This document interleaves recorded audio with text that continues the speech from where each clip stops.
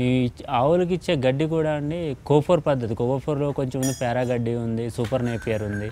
ఇవన్నిటిని కోసుకొచ్చి చాప్ కట్టర్‌లో వేసి దాన్ని ముక్కలుగా చేసి అప్పుడు ఆవులకి ఇస్తూ ఉంటాం. ఆవులకి తినడానికి, వాటికి జీర్ణం అవ్వడానికి ఈజీగా ఉండేటట్టు ఆవులకి ఇస్తాం. దీంట్లో కూడా ఇవి పండించే విధానం మొత్తం జీవామృతము, ఘన జీవామృతం ఇవే ఏస్తాం గడ్డి పెరగడానికి కూడా. దాంట్లో ఎటువంటి కెమికల్స్ గానీ, ఎటువంటి పురుగు మందులు కొట్టడం గానీ ఇవన్నీ చేయవు. ఎందుకంటే ఆవుల లోపలికి కూడా కెమికల్ ఎళ్ళకూడదు. కెమికల్ అనేది ఎళ్ళకూడదు. అవి ఎంత ఆర్గానిక్ వాటి లోపలికెళ్తే అంత ఆర్గానిక్‌గా మిల్క్ కూడా మనకిస్తాయి.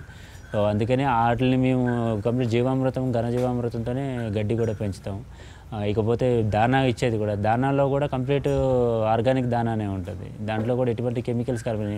మళ్ళీ బయట దొరికే దానా కూడా కాదు. అంతా మేము మొక్కజొన్న గింజలు తీసుకుంటాం. జొన్న గింజలు ఇవన్నిటిని పిండి పట్టించి, ఆ పిండిని మా దగ్గరే చేసి దాన్ని కలిపి ఎంత మోతాదులో ఇవ్వాలో అంతంత మోతాదులోనే ఇస్తామండి. ఆవుకి ఎక్కువ ఇచ్చినా ఎఫెక్టే, తక్కువ ఇచ్చినా ఎఫెక్టే.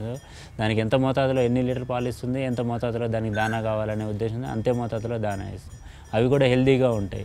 అవి హెల్తీగా ఉన్నప్పుడు మనకి హెల్తీ పాలను ఇవ్వడానికి ఛాన్స్ ఎక్కువ ఉంటుంది. ఎక్కువ రోజులు పాలు ఇవ్వగలుగుతాయి. ఆవు హెల్తీగా ఉంటే అది ఇచ్చే పాలు కూడా మనకు అంతే హెల్తీగా ఇస్తాయి.